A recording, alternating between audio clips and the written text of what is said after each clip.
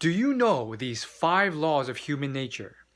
These laws are built into all humans' genetic code, and we still live by them, but they don't serve us anymore. Back in the day, it served our ancestors really well.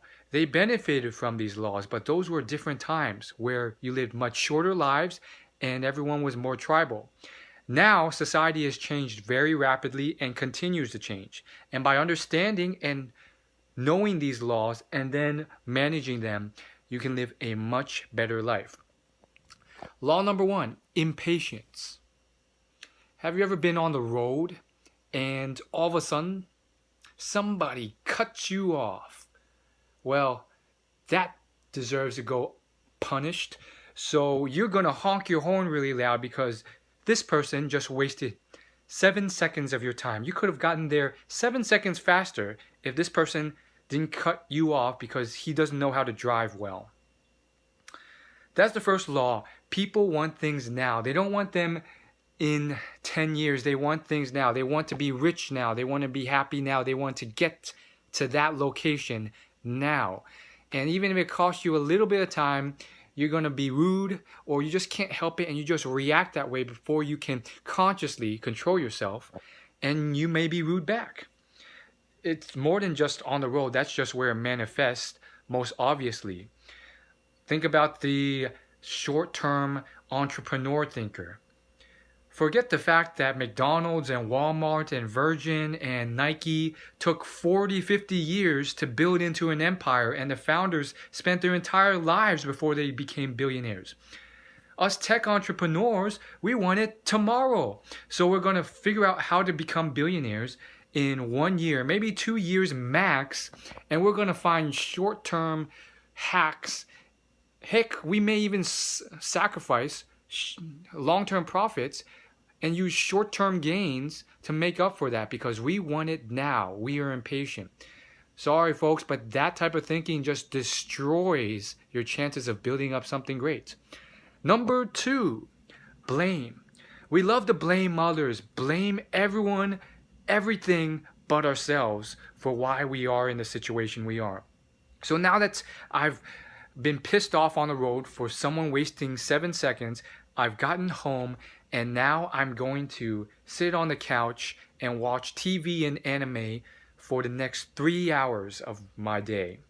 And I'm going to blame the government and the world for why I'm not making more money, because surely there's nothing I can do myself to make more money. Oh, and while I'm at it, I am going to blame my 5 roommates for why they have dirty dishes. Each time I ask each of them why they don't clean their dishes, they always blame another roommate. It's never themselves. What hypocrites. So the second one is blame. You can kind of see why this one may not help you succeed, because sometimes maybe it is your fault. Maybe there is something you can do to change your situation, but you refuse to say that or do that or admit it because it's so comfortable, it's so easy, it's so much safer, and you can be so much lazier by just saying you can't do anything. It's not your fault. Number 3, comparison. Now that I've done with all of that, I'm going to go on Instagram, Facebook, YouTube, and I'm going to see all these pictures of people with better lives than me. They have millions of dollars and they love to show it off. They're wearing Supreme and Gucci, and they have these mansions, and they're traveling, and they're just loving life, and I don't live that life, and it makes me jealous and angry, and now I'm in a negative mood and even more unhappy. Why does this happen? Why do they show it off? And how come John and Jane Jones have now bought their 3rd car and want to park it right outside next to my door? Even though they're neighbors, they don't have to be so big of a show off. I get it. I get that they're rich and famous and stuff. And I get that all these young single guys want to impress girls and attract girls online. You can see the point here, though. So I'm going to get off my example. The point is, with comparison, it's really, really bad. And the truth is, it's worse than ever before, because back in the day, the only one you had to worry about was the hottest, coolest guy in your town, because there was no internet. But now you get to compare yourself with the hottest, coolest, richest person on the planet, because surely he has an Instagram and you can check it out.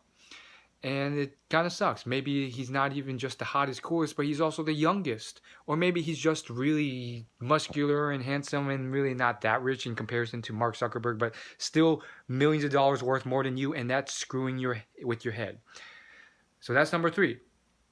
Comparison bias. This helped our ancestors a lot because those negative moments could mean life or death. If you didn't focus on them, that twitch of the trees could mean the tiger is here.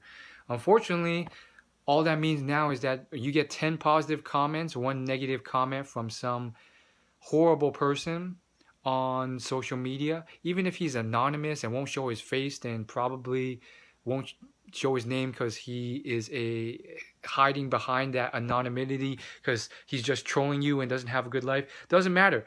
It affects you. So there's comparison bias for you. You have to figure it out.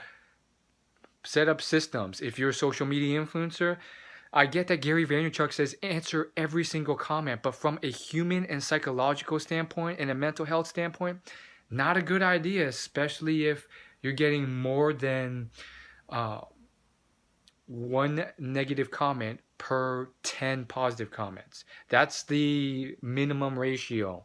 And most of the time, most people get more than that. So think that through. So that was number 3. Number 4. So now you've done all this stuff and you're in a horrible mood and your life is horrible. Now, the 4th law of human nature kicks in. The law of, well, you have to check out my blog to see the other 2 laws. I'm going to be doing a blog post on this, and to figure out the rest, you're going to have to go into my blog, willyoulaugh.com, and wait for the post to come out.